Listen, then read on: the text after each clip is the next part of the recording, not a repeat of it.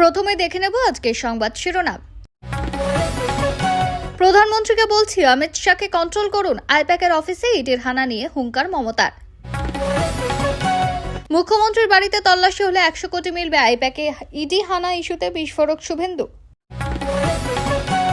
অসামাজিক লোকজন অসভ্যতা করার চেষ্টা করেছিল। রাত 3টে ফোন করে মদনকে কি বলেছেন দেবলীনা। অমিত শাহ কি তবে আমার দলে ডেটা চোর? ইডির হানার মাঝে প্রতীক জৈনের বাড়ি গিয়ে গর্জে উঠলেন মমতা।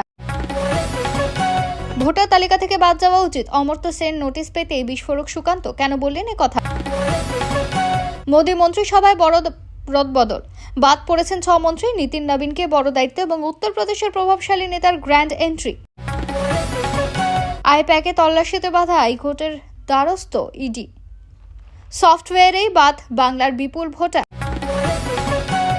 মুখ্যমন্ত্রীর দাবি কি মিলে গেল? কলকাতার উপদূতাবাসের পরিষেবা বন্ধ করল ঢাকা। ভারতের সঙ্গে সংঘাত আরও বাড়াচ্ছে বাংলাদেশ। আদমশুমারির বিজ্ঞপ্তি জারি কেন্দ্রের, এই দিন থেকে শুরু হবে জনগণনা। এতক্ষণ শুনছিলেন সংবাদ শিরোনাম, এবার আসছি বিস্তারিত খবর। ইডি অভিযানের মাঝে নাটকীয় অবস্থান মুখ্যমন্ত্রী। সল্টলেক সেক্টর 5-এ আইপ্যাকের দপ্তরে বসে স্পষ্ট বার্তা দিলেন মমতা। সমস্যার নিষ্পত্তি না হওয়া পর্যন্ত তিনি সেখানেই থাকবেন। দলের তথ্য ও কৌশলগত ডেটা সরিয়ে নেওয়াকে অপরাধ আখ্যা দিয়ে মুখ্যমন্ত্রীর এই অনড় অবস্থান ঘিরে রাজ্য রাজনীতিতে তীব্র উত্তেজনা। বৃহস্পতিবার ভোর থেকে কলকাতায় চাঞ্চল্য ছড়ায়। এনফোর্সমেন্ট ডিরেক্টরেট একযোগে অভিযান চালায়। তৃণমূলের স্ট্র্যাটেজি ও আইটি সেল হিসেবে পরিচিত আইপ্যাকের সল্টলেক সেক্টর 5-এর অফিস এবং সংস্থার কর্ণধার প্রতীক জৈনের বাড়িতে। তল্লাশির মধ্যে বেলা 12টা নাগাদ প্রথমে প্রতীকের বাড়ি এবং পরে আইপ্যাক অফিসে পৌঁছন মুখ্যমন্ত্রী। মমতার অভিযোগ, ভোর রাত থেকে তল্লাশি চলছে। আইপ্যাক তৃণমূলের ভোট কুশলী, এটা কোনো প্রাইভেট অফিস নয়। সব কাগজ ছিনিয়ে নেওয়া হয়েছে। নতুন করে ফাইল বানাতে বানাতে তো ভোটই পেরিয়ে যাবে।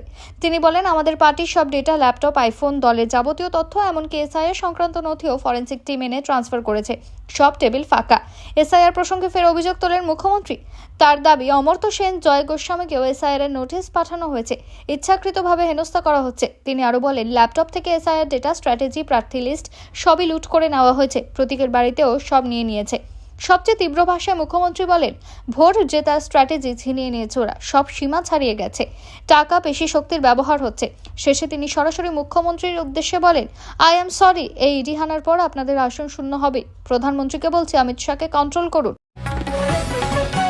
পুরনো একটি মামলার সূত্র ধরে বৃহস্পতিবার সকালে কলকাতা আইপ্যাক কর্ণধার প্রতীক জৈনের বাড়ি এবং সল্টলেকে সেক্টর 5-এ সংস্থার অফিসে তল্লাশি অভিযান চালায় ইডি।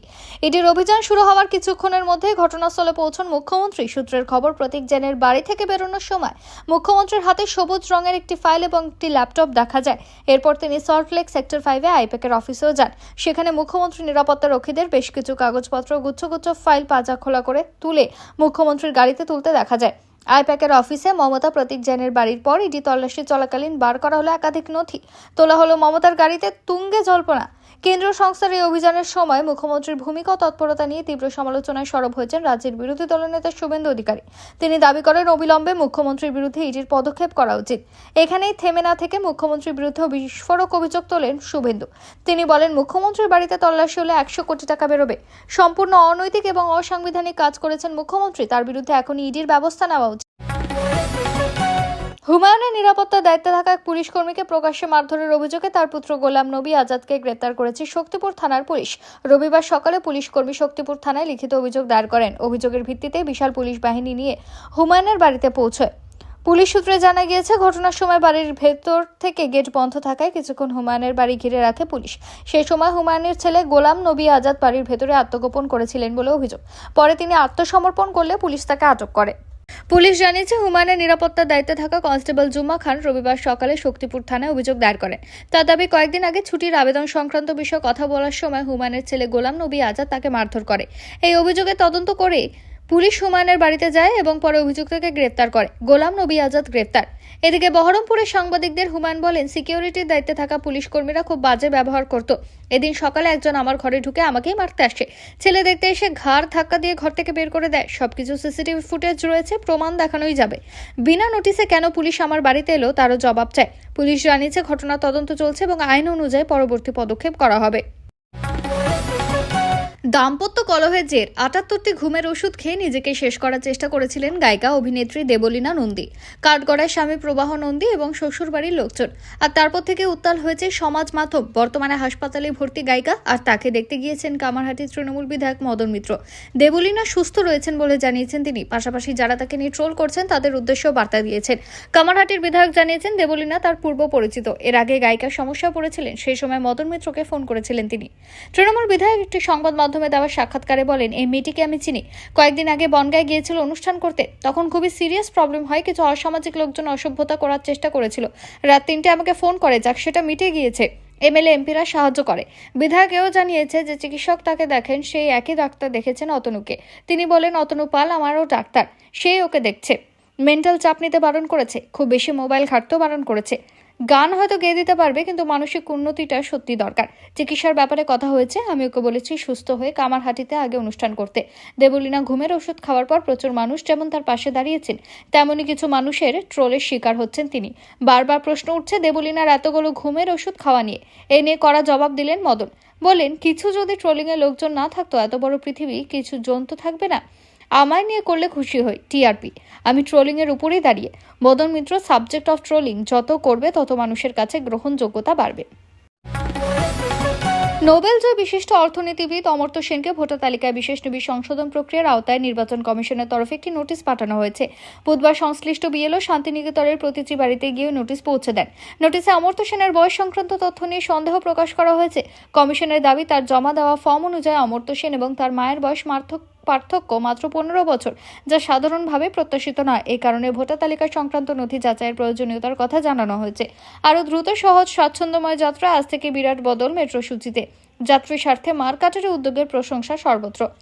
অমর্ত্য সেনের আত্মীয় শান্তভানু সেন জানিয়েছেন, বুধবার বিএলও সোমব্রত মুখার্জি এবং আরও দুজনকে নিয়ে প্রতিচিতে যান। আইনি পরামর্শ নেওয়ার পর নোটিশটি গ্রহণ করা হয়েছে বলে জানান তিনি।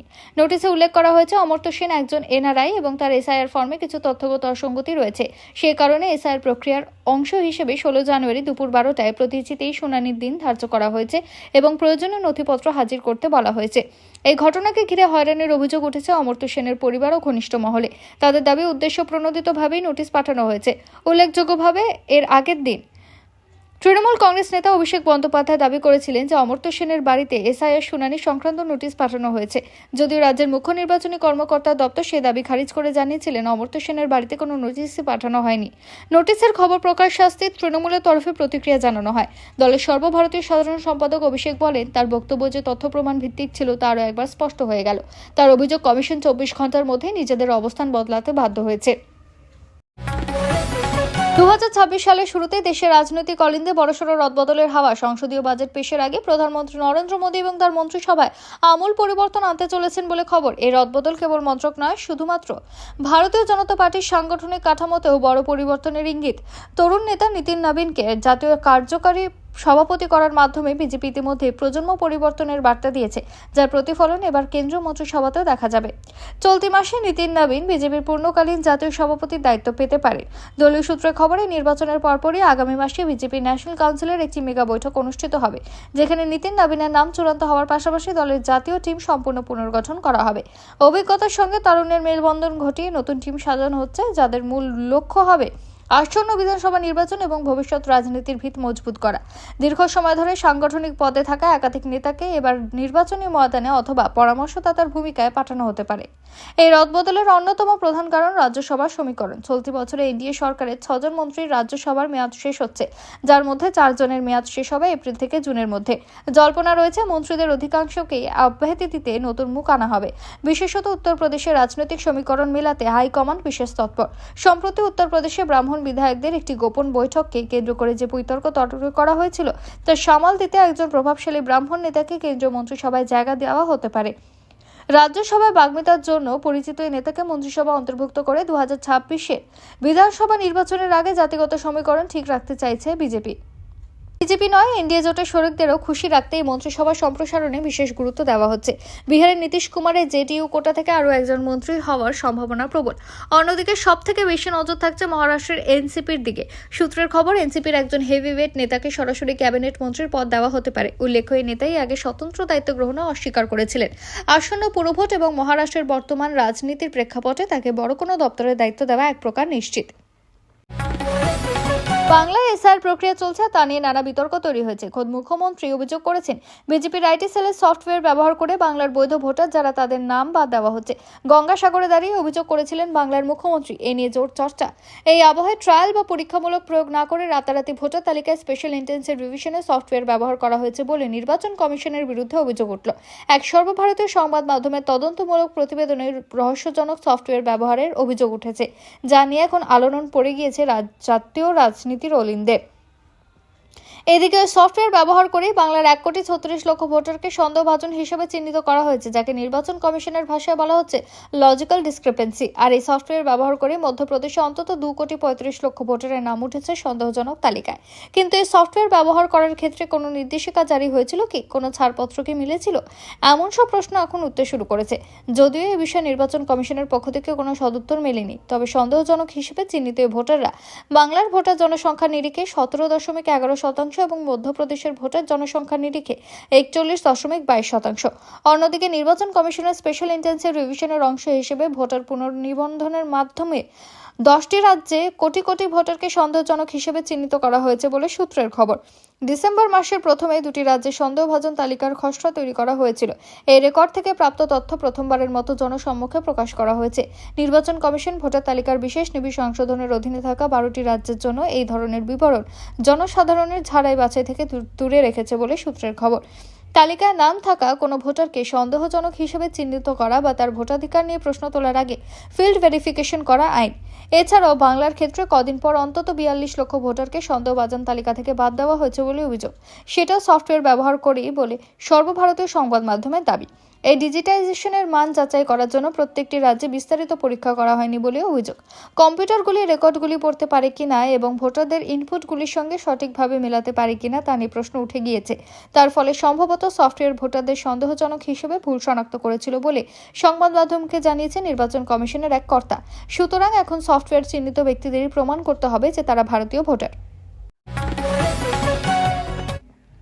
উত্তপ্ত বাংলাদেশ, দেশ জুড়ে বইছে ভারত বিরোধিতার হাওয়া। এই পরিস্থিতিতে নয়াদিল্লির সঙ্গে সংঘাত আরও বাড়ালো ঢাকা। এবার ভারতীয়দের জন্য পর্যটক ভিসা দেওয়া পুরোপুরি বন্ধ করল মোহাম্মদ ইউনূসের অন্তর্বর্তী সরকার। ভারতীয় বিদেশ মন্ত্রকের একটি সূত্র মারফত এমনটাই জানানো হয়েছে। সূত্রের খবর, দেশের অগ্নিগর্ভ পরিস্থিতিতে ভারতীয়দের নিরাপত্তার কথা মাথায় রেখে সিদ্ধান্ত নিয়েছে ঢাকা। তবে কূটনৈতিক বিশেষজ্ঞদের মতে নিরাপত্তা তত্ত্বকে ঢাল করে আসলে ভারত বিরোধিতার পালে হাওয়া দিতে চান ইউনূস।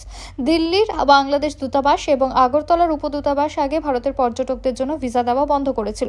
একমাত্র কলকাতার বাংলাদেশ উপদূতাবাসে পরিষেবা চালু রাখা হয়েছিল, কিন্তু এবার সেটাও বন্ধ। এর অর্থ ভারতীয় পর্যটকরা এই মুহূর্তে বাংলাদেশে যেতে পারবেন না, কারণ দেশের কোথাও আর এই পরিষেবা চালু নেই। এই বিদেশ মন্ত্রকের সূত্র মারফত জানা যাচ্ছে, ভারতীয়দের জন্য এমপ্লয়মেন্ট ভিসা এবং বিজনেস ভিসা দেওয়া এখনো চালু, অর্থাৎ কর্মসূত্রে এবং ব্যবসায়িক কাজে ভারতীয়রা শুধুমাত্র বাংলাদেশে পা রাখতে পারবেন।